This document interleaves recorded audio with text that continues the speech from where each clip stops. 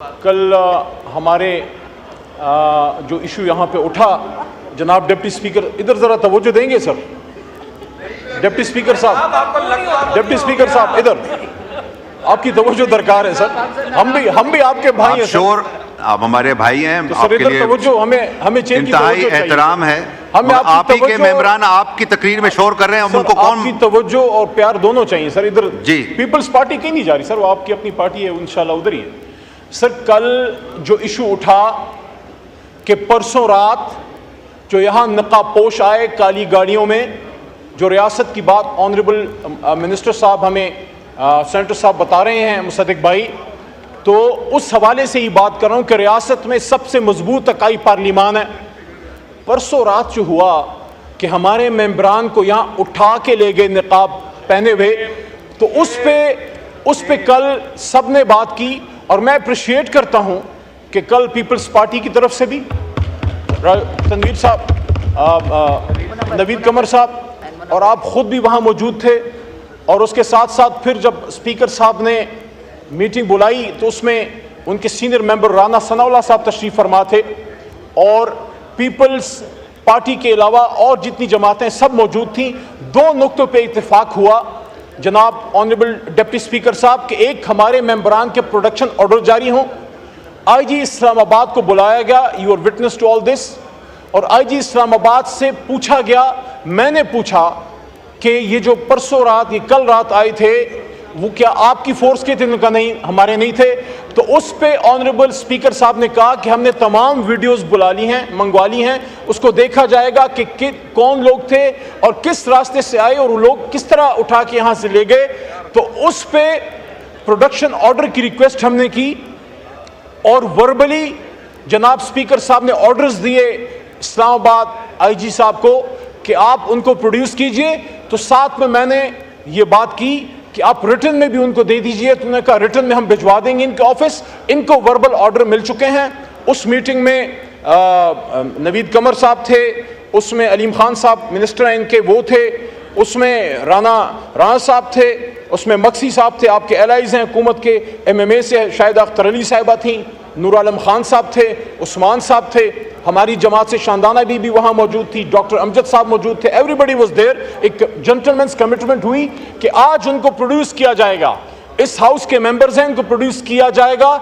अभी तक स्पीकर साहब के ऑर्डर्स पे इस्लामाबाद पुलिस ने, आईजी साहब ने, इस्लामाबाद इंतजामिया ने अमल नहीं किया, नंबर 1। और नंबर 2 बात वहाँ ये हुई कि ये तजवीज़ वहाँ दी गई स्पीकर साहब को कि परसों रात जो हुआ है तो उस पे पूरे हाउस का प्रिविलेज ब्रीच हुआ है। बात इस पे नहीं है कि हमारे लोग गिरफ्तार हो गए, गिरफ्तारियां आपने भी सही हैं, हमने भी सही हैं। कुछ साथ एक दफ़ा मैं गिरफ्तार हुआ, 2 बल्कि 2.5 साल जो है शाह साहब गिरफ्तार रहे, इसी तरह नून लीग से लोग गिरफ्तार रहे। द पॉइंट इज जिस जगह से उठा के ले गए और वो लोग जिनका कोई अता पता नहीं, तो उस पे स्पीकर साहब ने कमिटमेंट की कि प्रिविलेज से वो एक स्टेप आगे जाएंगे। और जिस तरह 2014 में उन्होंने एक FIR की थी, तो इस पे वो स्पीकर नेशनल असेंबली के तौर पे FIR करेंगे कि हमारे मेंबरान को क्यों यहाँ से उठा के ले जाया गया। और ये भी बात ऑन रिकॉर्ड रहे, जनाब डिप्टी स्पीकर साहब, हमारे कोलीग्स इस तरफ भी हैं उस तरफ भी हैं, कि अगर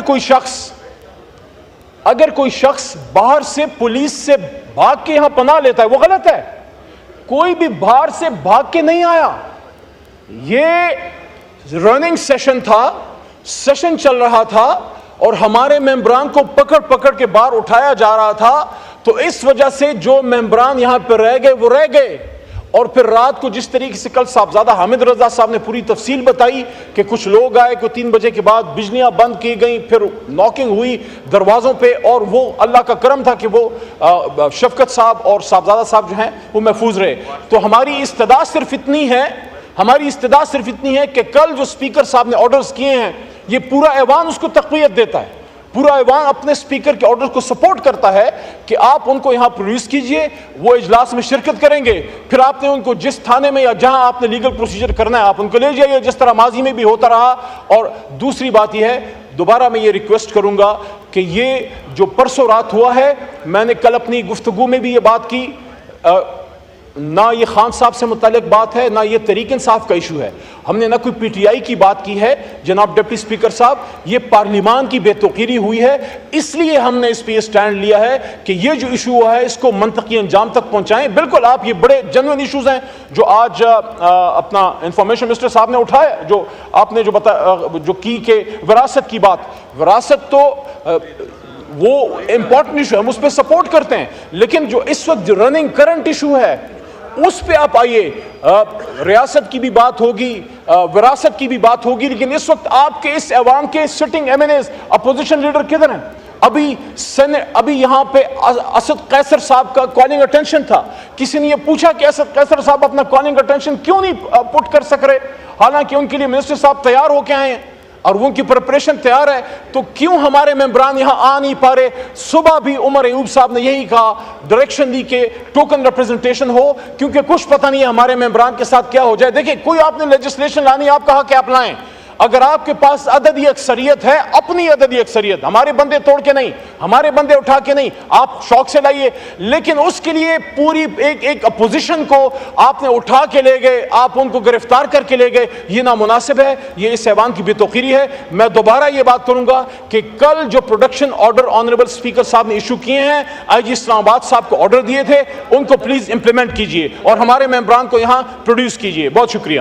ڈیجیٹل میڈیا کے اس تیز رفتار دور میں خبر وہی جو بر وقت اور جامع ہو.